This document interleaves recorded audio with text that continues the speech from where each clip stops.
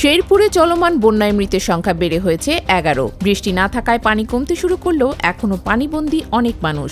তবে পানি নামার সাথে সাথে ভেসে উঠেছে ক্ষতির চিহ্ন। দুর্গত এলাকায় দেখা দিয়েছে খাবার ও সুপেয় পানির সংকট। তবে 4 দিনও খুব একটা উন্নতি হয়নি ময়মনসিংহের বন্যা পরিস্থিতির। কিছু এলাকায় পানি কমলেও নতুন করে প্লাবিত হচ্ছে ভাটি অঞ্চলের গ্রাম। নেত্রকোনায় বন্যা পরিস্থিতির অবনতি হয়েছে। সোমেশ্বরী নদীর পানি কমলেও উদাখালী নদীর পানি বইছে বিপদসীমার উপর দিয়ে। বেড়েছে কংস নদীর পানিও। এতে প্লাবিত হচ্ছে নতুন নতুন এলাকা।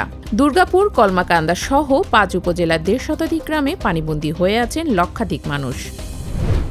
অন্তর্বর্তী সরকারের 2 মাস পূর্ণ হল আজ।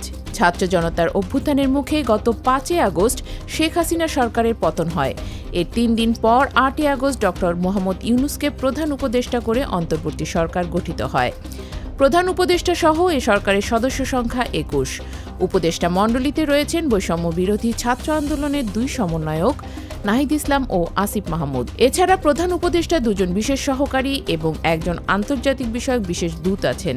মানবাধিকার, অর্থনীতি, প্রশাসন, পুলিশ ও আইনশৃঙ্খলা সহ নানা ক্ষেত্রে বেশ কিছু সিদ্ধান্ত, পদক্ষেপ সহ বিভিন্ন ব্যবস্থা নিয়েছে অন্তর্বর্তী সরকার। গঠন করা হয়েছে 6টি কমিশন। যদিও আইনশৃঙ্খলা পরিস্থিতি এবং নিত্যপণ্যের বাজার নিয়ন্ত্রণ সরকারের জন্য এখনও বিরাট চ্যালেঞ্জ। শারদীয় দুর্গাপূজা উপলক্ষে আগামী বৃহস্পতিবারও ছুটির সিদ্ধান্ত নিয়েছে সরকার। প্রধান উপদেষ্টার প্রেস উইং থেকে জানানো হয়েছে, নির্বাহী আদেশে বৃহস্পতিবারও ছুটি থাকবে। এর ফলে এবার দুর্গাপূজা ও সাপ্তাহিক ছুটি মিলিয়ে টানা 4 দিন ছুটি হবে। এদিকে স্বরাষ্ট্র উপদেষ্টা জাহাঙ্গীর আলম চৌধুরী বলেছেন, এবার পুজোয় কোনো নিরাপত্তার ঝুঁকি নেই। পুলিশ ও আনসার সদস্যদের পাশাপাশি এবার র্যাব, বিজিবি ও সেনাবাহিনীও নিরাপত্তার দায়িত্বে রয়েছেন। মঙ্গলবার সকালে গাজীপুরের কৃষি গবেষণা ইনস্টিটিউট পরিদর্শন ও মতবিনিময়ের আগে সাংবাদিকদের প্রশ্নের জবাবে একথা বলেন স্বরাষ্ট্র উপদেষ্টা। কক্সবাজারের উখিয়ায় রোহিঙ্গা ক্যাম্পে একই এনজিওতে কর্মরত 2 কর্মীর ঝুলন্ত মরদেহ উদ্ধার করেছে পুলিশ। মঙ্গলবার সকালে উখিয়া উপজেলা সদরের 2টি বাসা থেকে তাদের মরদেহ উদ্ধার করা হয়। পুলিশ বলছে, প্রাথমিকভাবে 2টি ঘটনাকেই আত্মহত্যা বলে ধারণা করা হলেও মৃত্যুর রহস্য উদ্ঘাটনের কাজ চলছে।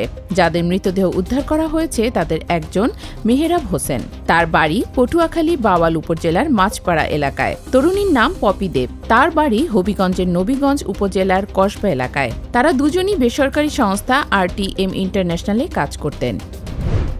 উত্তর ইসরায়েলের সামরিক ও বেসামরিক স্থাপনাগুলো লক্ষ্য করে একদিনে 175টি রকেট হামলা চালিয়েছে লেবানন ভিত্তিক সশস্ত্র গোষ্ঠী হিজবুল্লাহ। রবিবার মধ্যরাত থেকে সোমবার মধ্যরাত পর্যন্ত 24 ঘণ্টায় এসব রকেট ছোড়া হয়। যদিও অধিকাংশ রকেট আকাশেই ধ্বংস করতে সক্ষম হয় ইসরায়েলি প্রতিরক্ষা বাহিনী।